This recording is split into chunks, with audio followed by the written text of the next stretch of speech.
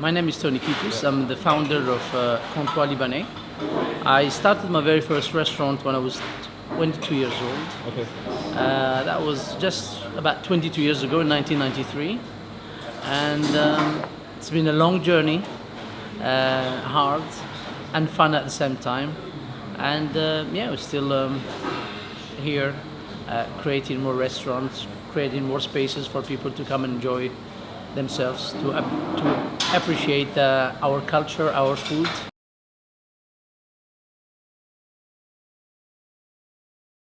I was born in Algeria, brought up in Algeria, and I have an amazing childhood in Algeria. I miss it so much, and sometimes I feel so nostalgic. Maybe when I was a little kid, the odd times when the mother wasn't there, I tried to, do a quick fix, make some shakshuka or something. When I was 18 years old, and I made a decision to come on holiday to London, and here I am, 27 years later.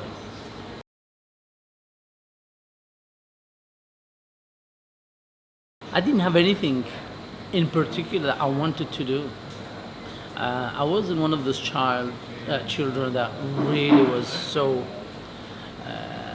obsessed that I have this goal I want to do. I just took life as it came, and doing what I'm doing now, to be honest, just happened by mistake. But I'm blessed. I'm doing it. I love it. After 27 years, I still enjoy it, and I love it just as much when I started it.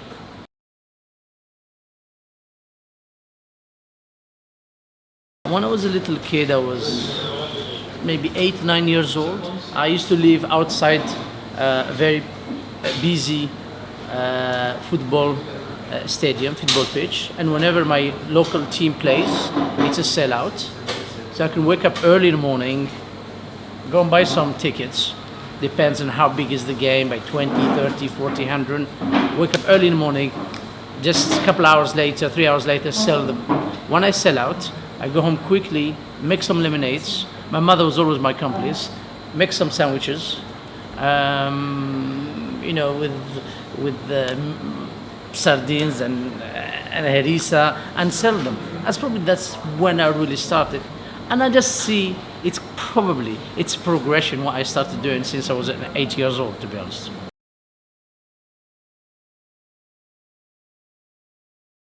Probably that's the first time anyone asked me that question. Somehow, somewhere, I always knew I was going to do something that can grow, and I will enjoy. Have I imagined it to be exactly this? No.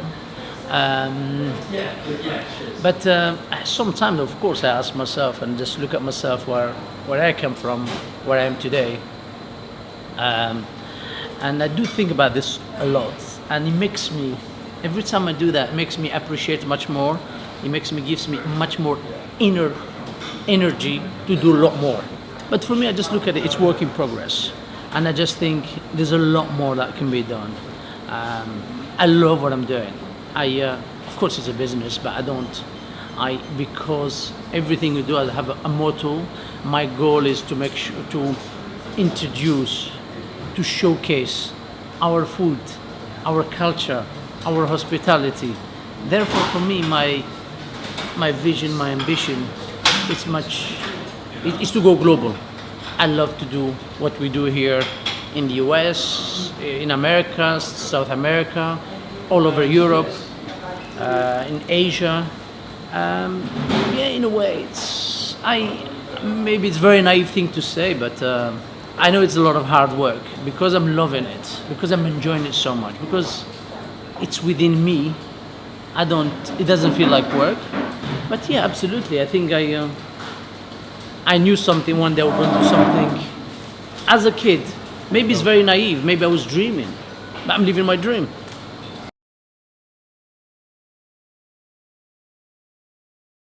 It's only when I came to London, I was 18.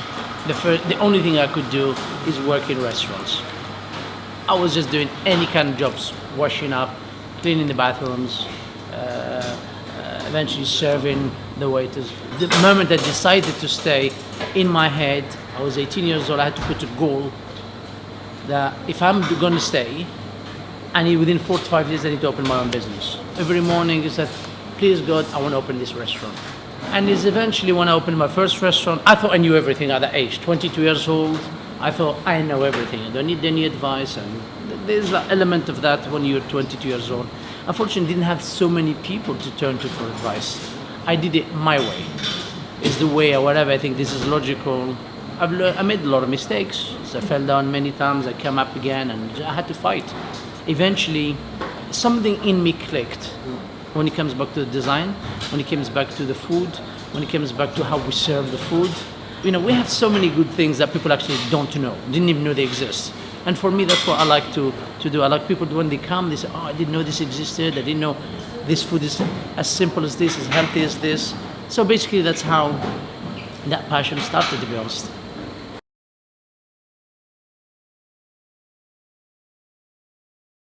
For me, this is much more than just a restaurant. I wouldn't just call it a restaurant, because a restaurant, if you would say just call it a restaurant, people have that stereotype in their mind. I go to a restaurant and eat and go. I still don't know what to call it. Call it canteen, call it a souk, call it a market, call it. For me, the moment you walk into a comptoir I want you to feel that experience. You're entering somewhere.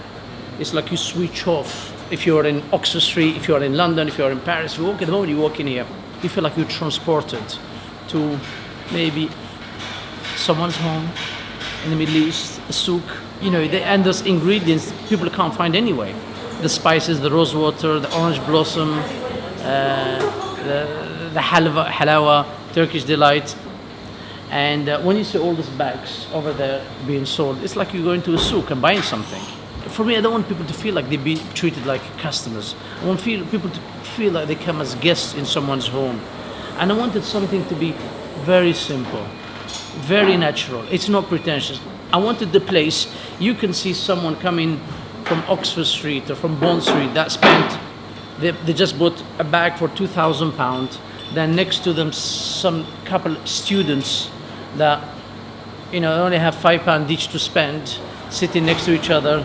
A baker next to them, maybe the person that worked in the store where the woman bought the bag for £2,000 that earns £7 an hour, sit here and nobody feels out of place. I wanted a place for everybody. It's not about being pretentious. I don't want anybody to feel like, this is not for me. I want people to feel like this is for everyone. It's almost like the sun shines for everyone. And it's a bit like this. I want everyone to feel good about it. Nobody feels out of place. And for me, it's very, very important that people film that soul and the soul and the personality, and they come in here, they walking into a place where there's a lot of people care. And for me, that's very, very important to do that.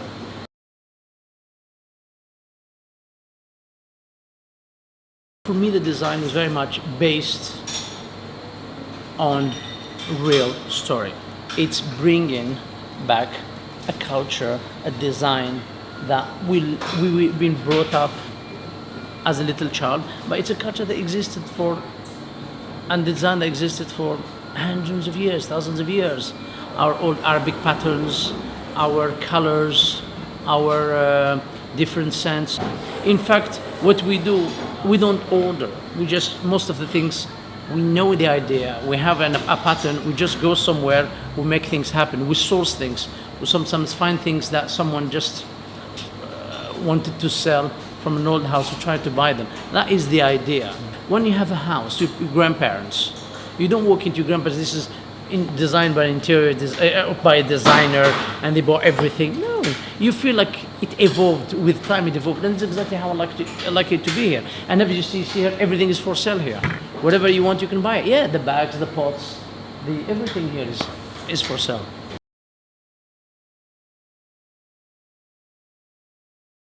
You know, I love food. I'm as greedy as hell from a little child. I can eat different from back home. You can have different restaurants, different stores. They sell different things, and I don't know where to go because I want to go to eat at 3 or 4 different stalls and get something small here, small here, small here. And with the cuisine, it's probably the same for me. I just like to share food. I like to eat so much food. Algerian food, Moroccan food. I love Lebanese food, Middle Eastern food in general, and I like obviously Japanese, Chinese, Italian, Mediterranean. Not a huge fan of French food because I just don't like to eat. This is your starter. This is my starter. This is your main course. This is my main course. I don't do that.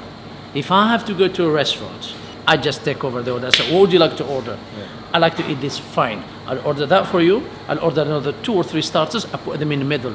I share. And the main course is the same. Actually, I cannot think of anything I don't eat.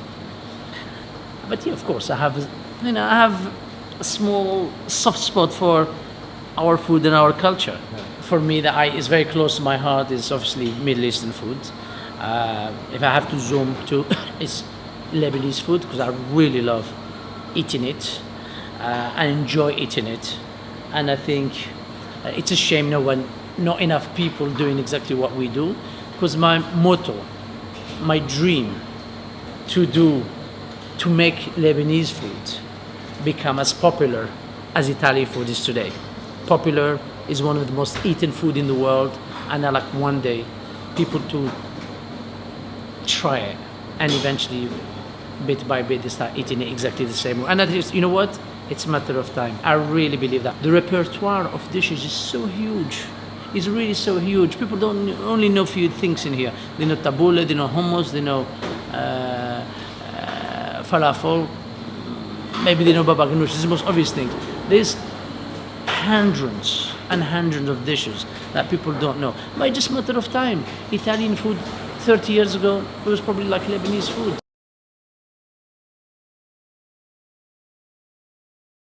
I think as a person, I can describe myself as extreme. I started doing marathons, 42 kilometers, New York, London. And when I started doing that, I was doing that as a challenge to keep me going to the gym. But the first marathon in New York, it kind of was a bit challenging. I was nervous, it was nerve-wracking. The night before the marathon, I didn't sleep. I trained maybe a few months. But eventually, I did another one. It wasn't challenging enough for me. I was turning up to marathons without training. Of course, I suffered. My knees suffered, but it was defeating the objective of me training, going to the gym. In order for me to keep me going to the gym, I do a marathon. Eventually, I heard once a friend of mine did this crazy marathon in the desert. I hear 250 kilometers, 50 degrees Celsius. You carry your food with you, up to 10 kilogram, no shower for 7 days. Extreme. It's like going to war. And I said, this guy is a nutter. This guy is crazy to do something like this. And then eventually I just woke up. I said, this marathon business is not, this 42 kilometer marathon is not motivating me now. I need to do something. The first thing that came in my head is this marathon. It's called Marathon des Sables. Is known and described as the toughest foot race on earth. And I really did not know much about it, except that you have to carry your food for 7 days, you're closed for 7 days, no shower, And then he gave me a tape. They said to me, I give you a tape, and here's a tape. it's an hour tape. My advice, if within that, within this video, if before the end you feel like it's too hard for me, that means you're not mentally strong to do it. And if you go through the movie, the whole video, and you say at the end, I want to do it, that means mentally you can do it. So I was going through it, I was looking at the video, and it was tough. It was very tough, but it was getting worse. And you extreme heat. You start running the first day, you run 35 kilometers, dunes like this. People go on their knees and on their hands, go in the dunes, and sometimes they have to go through a rope. And I was like, wow. At no stage I was thinking it was going to be difficult. And along the way, I saw a guy called Chris Moon.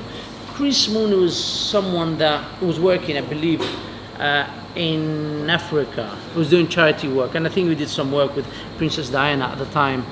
He lost a limb, and he ran with one leg, and I think he had an artificial leg to run with. And when I looked at it, I said, almost forgot the other difficult part. I said, if this guy has the willpower inside him to do it, that means I can only do it. And eventually that drove me straight away. When I saw Chris Moon, I remember his name very well because that was talking about 16, 17 years ago. And then that's what I decided to do it. And obviously 1 year training every week between 100 and 150 kilometers. You can say I trained anything between 5,500 to 7,500 kilometers a year. I've been through maybe 15 pairs of trainers through the year, and but everything I was doing, I was doing it, and it was hard, but because it was very challenging, it's extreme, I was motivated. I wasn't seeing through the pain. I was really high because all my friends were motivating me, and also I was doing also for charity. And that made it so easy. You tend to forget the pain. You tend to forget all this. Whenever you go mentally down, you see people giving you £500, £1,000, £10, £20, whatever. People give you according to what they can afford. How much? I raised about £100,000, £100,000 for a Macmillan cancer. And the reason I ran for cancer, because back about 3 years ago, I lost my cousin, who was 20 years old, to cancer. He hasn't even lived his life. And obviously I lost my aunt, 2 aunts for cancer. I lost an uncle for cancer. And I have a lot of friends, they lost their mothers for cancer, fathers. I don't understand, up to 2015, we still haven't found a cure yet for cancer. But it affects 1 in 3 people. And so it's something that I love to do it again. I did this marathon 4 times. To a lot of people, it's like, wow, do it once. But for me, it's the only thing that keeps me training, keeps me going through hard pain that I actually do enjoy, and also makes you very much appreciate everything. Because imagine you have a bag, your house, you carry your house for 7 days with you. That's all you need. You keep sitting as a human being. Why do I need all those accessories? I lived 1 week. It's probably one of the best weeks in my life. Amazing. And I enjoy doing it. And there's another one in February, in April next year. And I hope I'm fit enough to do it. And I love to do it.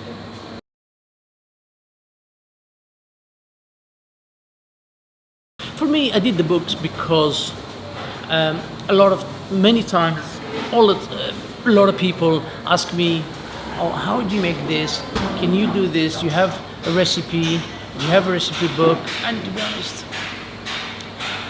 I get asked that all the time, but at the same time, for a long, long time, I wanted to do a book. It's only about 4 years ago, a friend of mine called Dan Leopard, he did a few books. I said, look, Dan, I've been meaning to do this book for many, many years. And a lot of people are asking me now for the book. And help me out. So he showed me how obviously he's a professional photographer, he's did books before. And that's how I started. For me, the book is to tell the people the food I'm doing. It's not, I'm not, I just keep saying, the first thing I just said in the book, hey guys, I'm not a chef. I'm not pretending to be a chef. I'm just like you. I love food. I love food and I want to do things. I want to do, and that's how the book is there. It's very simple, it's real, and how you can make certain food that you thought it was actually very complicated to do, but once you open the book, you look at the ingredient, you look how you make it, you can knock down the dish within 5 minutes, 10 minutes, and it's a very simple thing to do. So that's the story of the books, and I did it because I really want people to take a part of something from Comptoir, to take it home and to make it, and to talk a little bit about our culture, and to make them feel and make them understand how simple our food can be. And obviously we did 2 books, which we kept.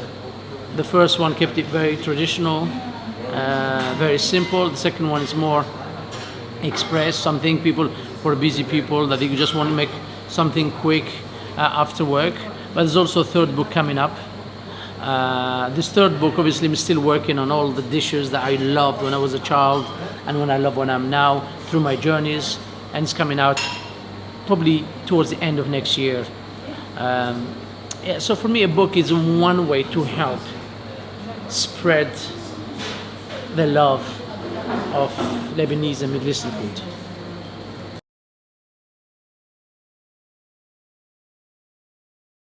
We've been open in London, I could say 22 years. I always wanted to get outside London. I wanted to, again, on a mission to show off our food, to show off our culture. And I just felt Manchester is the first next destination outside London. I wanted obviously something, obviously it's a business, it's a very risky thing to do when you open a restaurant. And we wanted to be somewhere where we think they will understand straight away what we do. And Manchester is a place I've been a few times before. I always looked at it. Of course, my dream to do the first restaurant outside London in Manchester. And it took us like kind of 2 years to find the right location. We wanted the location where it's accessible for everybody. It's a beautiful location. It's middle of the town. And the response is phenomenal. It really, really, we're not trying to be modest here. We knew kind of they're gonna like it, but we were really not expecting to get received with so much warmth and how people were going crazy about it. There are some Lebanese restaurants there, but unfortunately the Lebanese restaurants were in the suburbs of Manchester. It's more on the ethnic area. But what I wanted to do for everybody. I didn't want to keep it ethnic or keep it just Mancunians. I want everybody to come there and feel. And it's just fantastic. The design is to die for. It's yet the best restaurant we've designed for me, the best comptoir. It's huge, it's big, it's bold, but yet it's very cozy. We used a lot of different materials we never used before, screens, we used some brass tables, we used some upholstery with old kilims, the rugs, beautiful tiles, and we have a little private dining room. It's like going to the grandparents'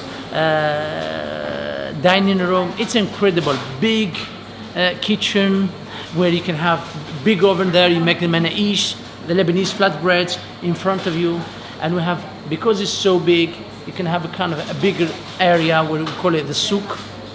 So Manchester is, for us, is one of the best ones so far we opened, and I think Manchester deserves it. We wanted to say we come into Manchester and we come in with, as if it's, to be honest, when we opened it, for us, we with the team, with my business partner, we treated it as the first restaurant we ever opened. And whenever we open a restaurant, all the passion, me, the business partner, our chefs, our management, we all get there. It's as if the first restaurant we open, and we show that passion. Anyone sees us, if you don't know us, it looks like your first restaurant. We're nervous, excited, happy, and we wanted to do so much there. And to be honest, we're over the moon. how it's doing, and we're so happy there. And sometimes says, why didn't we do it sooner?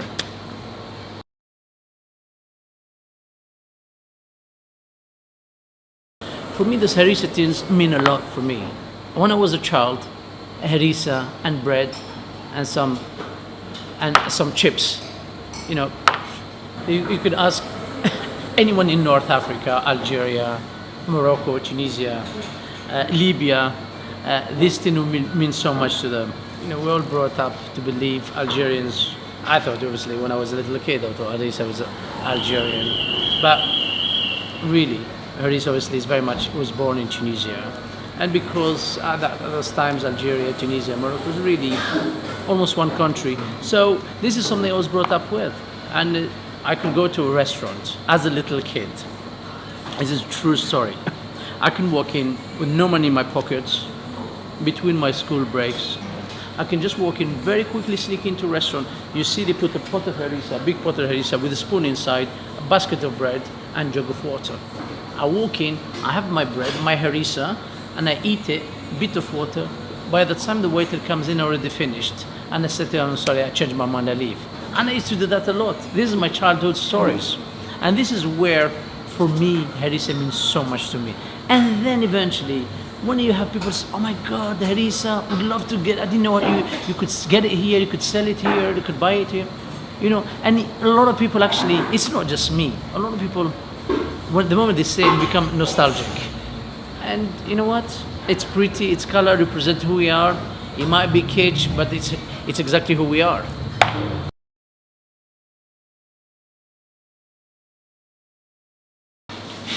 You know, it might sound very taboo. When people say follow your dream, I really believe in that. Because if you have a dream, it's real. You can make it real if you want it to be. If I did not live that experience, if I did not think it happened to me, I might feel it's not real. I like to share my story. I like to share my story, not to tell people, oh, look how I managed to succeed in life. Because for me, if I really need to be hard on myself, I still see myself, it's still work in progress. I have so much more to do. I'm sure you ask anybody in business, they will tell you this. However, it's real. When I was a little boy, I kind of didn't have any particular dream. But as soon as I got 18 years old and came to London, I decided to stay. I kind of had myself to put some kind of goals. That goal, take it as a destination. This is where you need to get.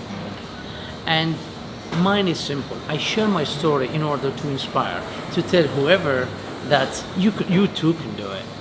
You know, I was not born into with a silver spoon. I was not born with my father giving me, pocket money. I don't know what pocket money means, but I loved every moment of it. I miss my childhood. I was working since 8 years old.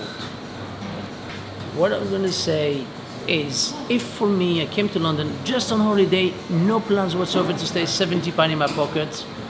I stayed in Victoria Station when I first came in. It was fun, it was the adventure. I stayed in the following 3 months. In fact, I stayed with a friend of mine in a squat. It was part of the fun. Looking back, I enjoy every single moment of it.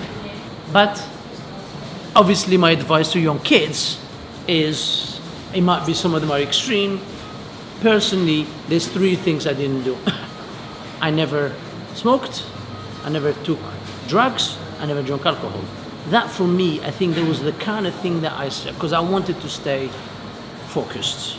Because those kind of things for me, they could have, get out of control as a young kid, as dangerous. But that's 3 things I'd always say, don't do. However, have a goal, stay ambitious, and do something you love. Because when you do something you love, a journey can be 3 years, 4 years, 5 years, you don't feel the pain. You feel it's enjoying. It's like you're going to a playground. And for me, when I do certain things, sometimes I feel like whenever I open any new restaurants, when I do any new project, and when I start doing it, especially when I open, I feel like I'm a little kid in a candy store. And this is how I describe when you do something you love.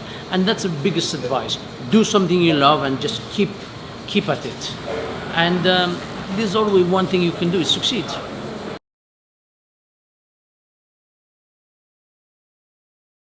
Now, thank you for obviously inviting me.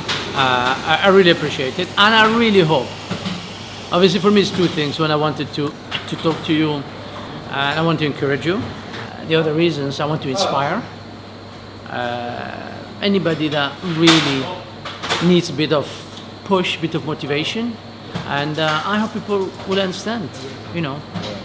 Helping you as a young student and inspiring other people that need a bit of inspiration and people to make them curious about our food, our culture is the dream for me. So I enjoy what doing it and I love talking to you and I thank you so much.